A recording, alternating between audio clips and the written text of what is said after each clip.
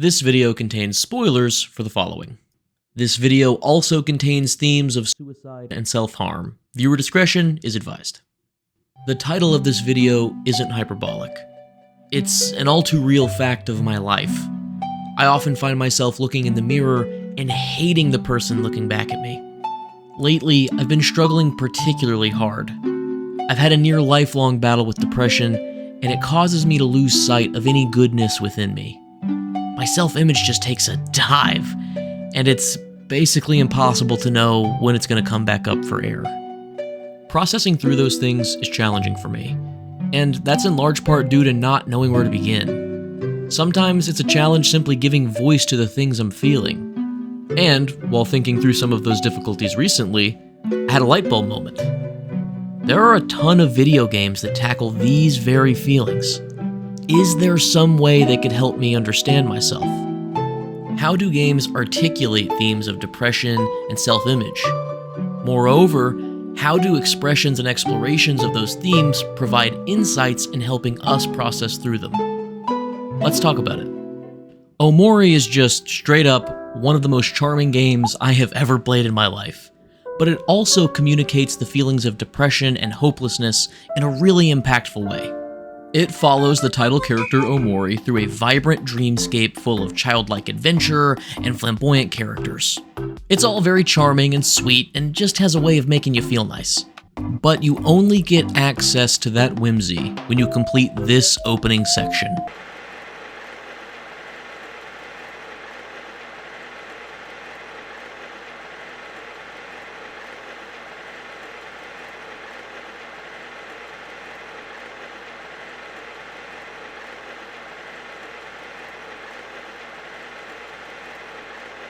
This area is called white space. This is the first glimpse you get into the world of Omori, and it appears to be one of intense isolation. White space is incredibly sparse and lonely. Functionally, there's only a pet cat named Miwo, a laptop with some simple journal entries, a sketchbook, a locked door, and a singular light bulb. All of this is contextualizing what the game is ultimately about. Yeah, you get to encounter goofy characters and have outlandish battles with wacky enemies. But make no mistake, Omori, the character, is suffering. He feels alone.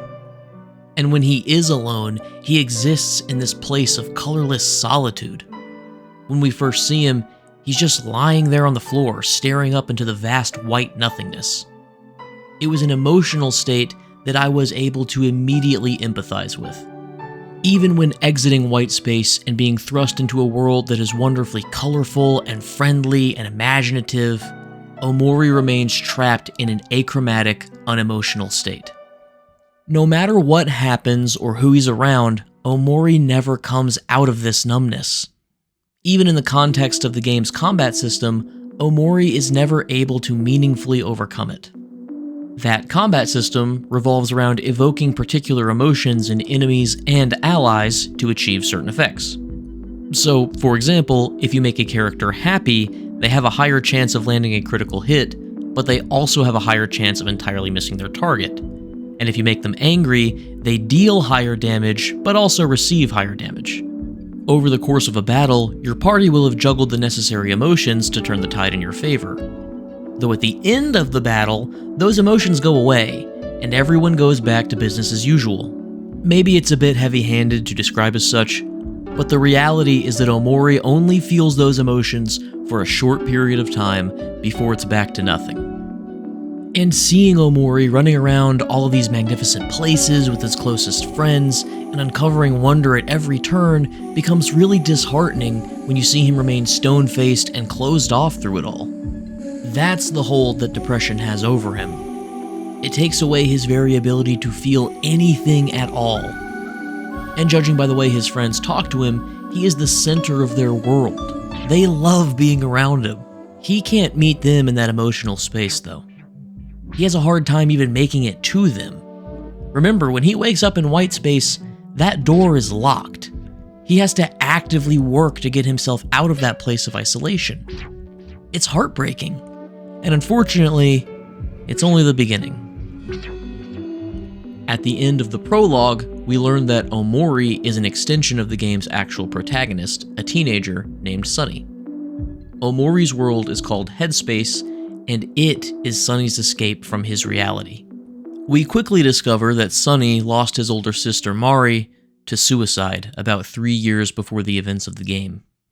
Since then, he has been consumed with depression, and he has drifted away from his very closest childhood friends.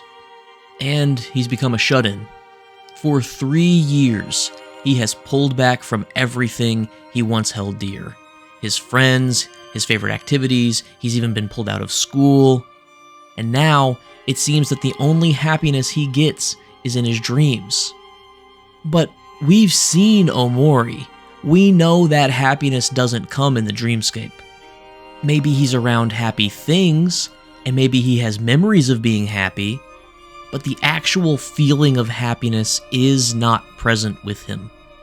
And not only does depression act as this insurmountable barrier to happiness, but it prevents Omori from making meaningful connections with those around him. From the very beginning, he's this strangely passive participant. Wherever there's an opportunity to discuss something, it's always his friends doing the talking, despite all of Headspace being built around him.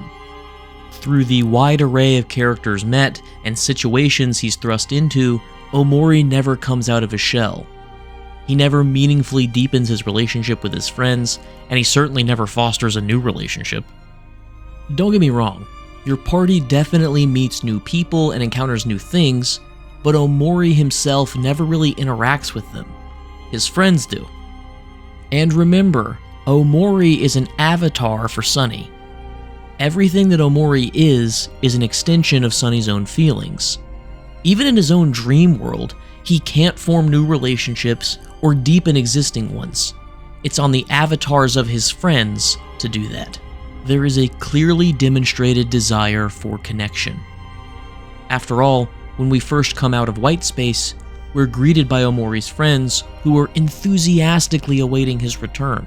Those same friends are always asking him for his input, or complimenting him, or encouraging him. That's exactly the kind of connection Omori and Sunny want. But the millstone of depression is tied tightly around their necks, and it is dragging them to the bottom of the ocean. It's not hard to put myself in their shoes. I've been in that place before, where I've wanted so badly to be connected with the people I love, yet I just can't do it. Depression has a way of isolating you in such a manner that you feel like connection is impossible. However, I think Omori offers us some hope in the midst of that isolation. Because as you play through the game, you might notice a really beautiful pattern. I already said that Omori's friends in Headspace are constantly talking him up and smiling with him and including him. But in the waking world, we get something just a little bit more. Okay, but first, let me contextualize this a little bit. So in Headspace, Omori is arguably the most powerful character in the party. His stats are super well-rounded, his attacks are strong, and his special moves can be really devastating. He even resists most fatal attacks with a defiant final stand, like a kind of plot armor. But in the real world, Sunny isn't anything like that. He doesn't have any good stats or any combat abilities to offer. In terms of mechanical functionality, he very quickly becomes the most useless member of the party. Yet his friends still work to include him. They never allow him the opportunity to feel that he's less than. He might be quote-unquote useless, but they love him. They don't need him to serve a purpose, only be himself. Because that's enough. In my experience, depression hits like a truck. It makes me feel worthless because I have that little voice in my head that constantly reminds me that I'm a burden, or that I'm not worth the effort, or I don't deserve to be happy. And as you can probably imagine, it doesn't exactly make me a fun person to be around. I become the achromatic Omori in a sea of beautiful, color-filled people, How can I possibly be worth the effort when I'm not really putting anything forward? And the answer is really simple. It's because I'm loved.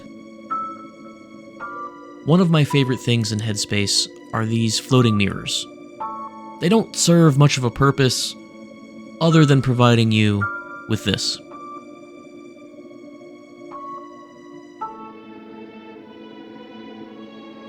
And this, I think, is one of the many things that Omori as a piece of art puts forward.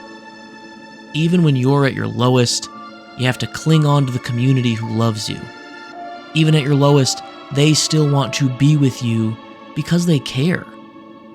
And look, being around loved ones isn't going to magically cure your depression. That's not what I'm getting at.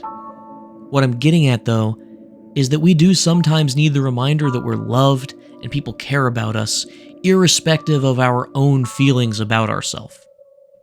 Community itself may not keep depression away, but it sure does help you walk through it. Because when we allow that depression to keep us in isolation, it distorts the world around us. It twists and contorts our senses until reality is no longer recognizable. And I've found that the reality most distorted is the reality of the self. It becomes almost impossible to see the person in the mirror for who they truly are. I think the game Celeste deals with this internal struggle in a really beautiful way. Its story sees a girl named Madeline attempting to climb the titular Celeste mountain. For reasons initially unknown to us, Madeline feels that she has to conquer the mountain to prove something to herself. However, what begins as a journey meant to prove her mettle eventually evolves into a reluctant yet necessary exploration of the self. Early on in her climb, she comes across this mirror, and then this happens.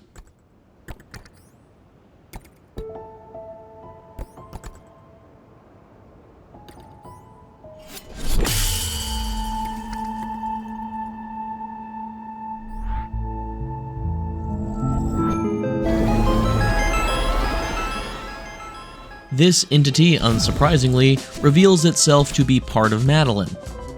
Their first exchange is a really contentious one. This part of Madeline, referred to as Badeline by the community, is telling her to hang up her goal of climbing the mountain.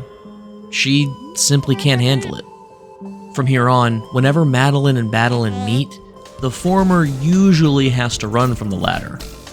Madeline is literally chased by this part of herself that degrades her and recounts to her all the ways she's not good enough to see her goal through to the end.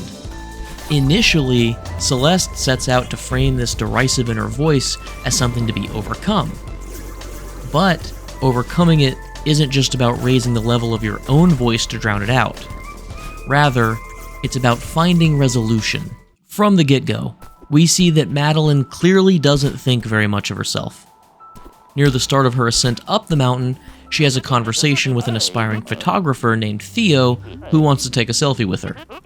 And in only a few words, we see her pull back the curtain just a bit on how she views herself.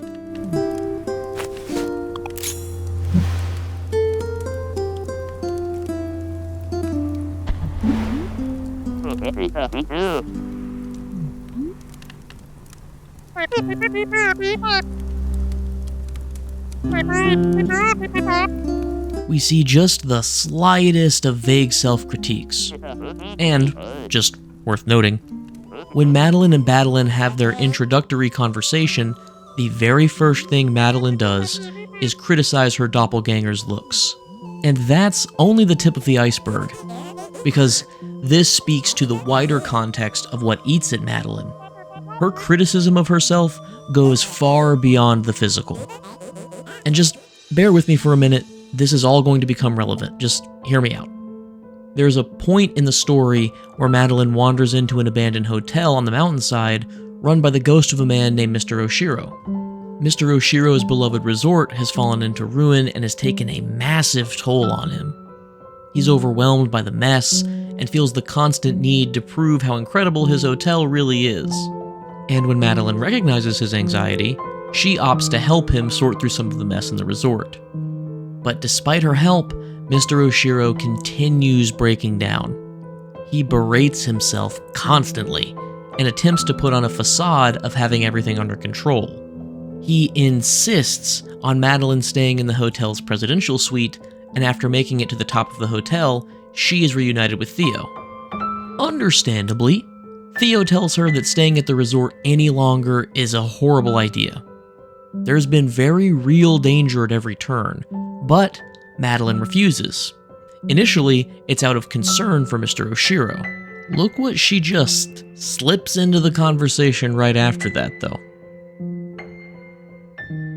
And that sentiment is the root of the problem. Somewhere in the depths of her soul, Madeline really feels that she does nothing good. And in predictable fashion, Madeline even preys on that feeling in the penultimate confrontation with Mr. Oshiro by asserting that Madeline only wanted to help him to feed her twisted ego. She wasn't helping Mr. Oshiro because it felt right. She was doing it in an attempt to feel good. At least, that's Madeline's claim. At its core, Celeste's narrative is characterized by this internal push and pull that Madeline struggles through. On the one hand, she's trying her best to prove to herself that she's capable of doing good and achieving her goals. On the other, she's plagued with self-doubt and loathing and feelings of inadequacy. And I think that's best explored in Celeste's most intrusive location, the Mirror Temple. By the time Madeline reaches the temple, she's most of the way up the mountain. In gameplay terms, there are only 2 more main locations to go, and one of them is the summit itself. And it's here in this temple that Madeline is forced to reckon with herself in a way that she's been able to avoid up until now. Despite, having an embodied representation of her inner voice following her around, she has yet to deal with the underlying feelings that produce that voice. And it's the Mirror Temple's job to dig up those feelings. After entering the temple, Theo is magically trapped in a mirror because, obviously, and Madeline has to scour the ruins for a way to free him. Her trek through the temple begins innocuously enough. One might even be lulled into thinking that it's a relatively peaceful place. The platforming isn't very difficult, and the music is dreamlike and shy. This is a place that wants to be explored. It's seemingly no more dangerous than the rest of Celeste Mountain, but eventually, Madeline encounters this.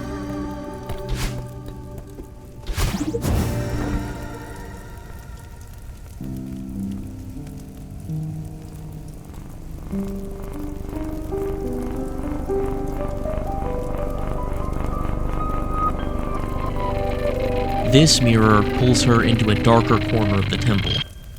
Within this mirror, the temple will mold itself around Madeline. From here on out, everything she sees is a reflection of herself somehow. Every monster that chases her, every bottomless pit, every spike trap is her subconscious manifesting what it thinks she deserves. Madeline explains exactly that. And just think about that for a second. Deep down, Madeline believes that she deserves to be hunted by monsters. She deserves to be thrown onto spikes. She deserves to be alone and consumed by the temple.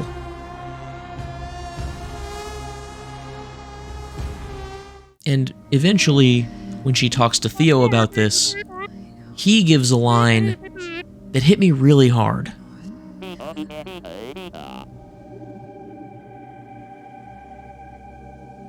This line and its subsequent impact came out of nowhere. Coincidentally, my real name is Alex, and seeing this screen for the first time, I just stopped and stared. It felt, this is gonna be dumb, but it felt as if the game stepped outside of itself to comfort me directly. In reality, Alex is just Theo's sister. She had been mentioned before, but this was the first mention of her name. But through this singular line and naming coincidence, I understood Madeline more than ever. She feels deserving of all this punishment because her expectations of herself are so impossibly high. She's not supposed to disappoint anyone or make any mistakes ever. And not only did this help me understand Madeline, but it also brought Madeline into better focus. When we first met her, she seemed like an unprovoked antagonist of the Mountain's own makings. She's just the worst parts of Madeline personified. But that's simultaneously hugely reductive and outright false. While scripting this video, I began thinking through why my own inner voice is so hostile. Like Madeline, I often feel like a trespasser within my own world. I constantly feel the need to combat that voice. I'm fighting it because it's fighting me. Then it dawned on me. What if I'm misunderstanding myself? Maybe that voice isn't an antagonist at all. Rather, it's part of myself simply trying to help. Madeline's first words to her counterpart are brought to the forefront of my mind. She tells Madeline to slow down and that she herself is, quote, simply a concerned observer. Madeline eventually gets herself to a point where she's ready to let go of Madeline, claiming that they'll be happier that way. And when that happens, she is literally and figuratively pulled to rock bottom. Because here's the thing, she was never meant to release Madeline. They're part of each other, necessary and inseparable from the other.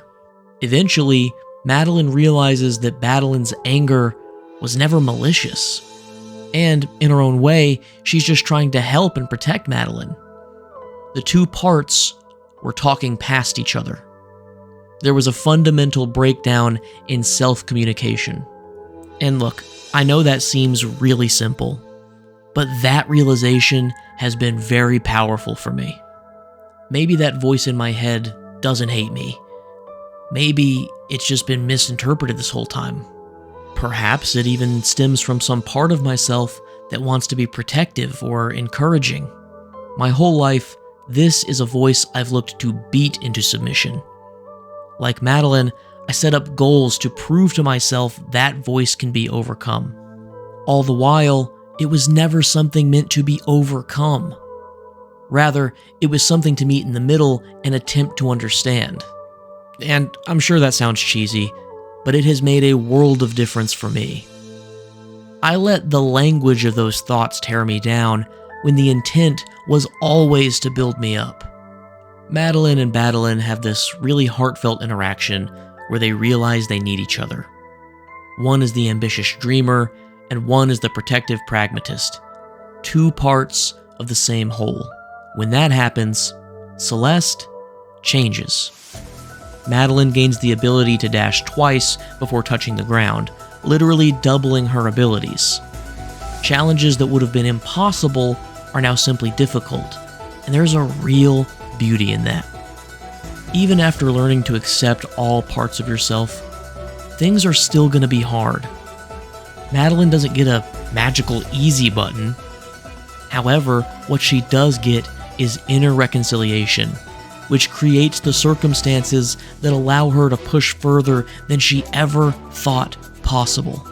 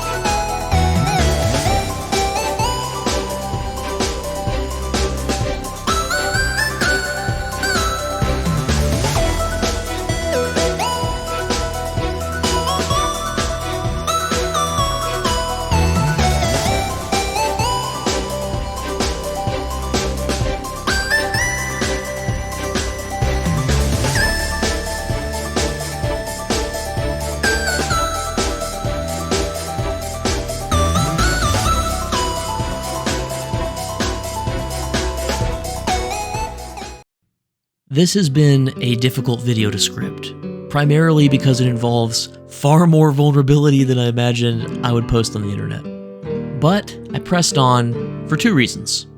One, for myself. This has been something of a therapeutic experience for me, and putting all of these things in a video helped me process through the relevant emotions.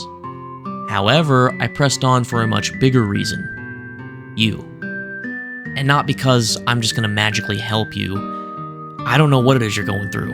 And I don't know if you clicked on this video because you resonate with my feelings, or you simply thought it looked interesting. But what I do know is that a lot of you probably have felt this way at some point. Maybe you've had to bear the burden of a crushing depression, or maybe you've been to a place where you absolutely hate yourself.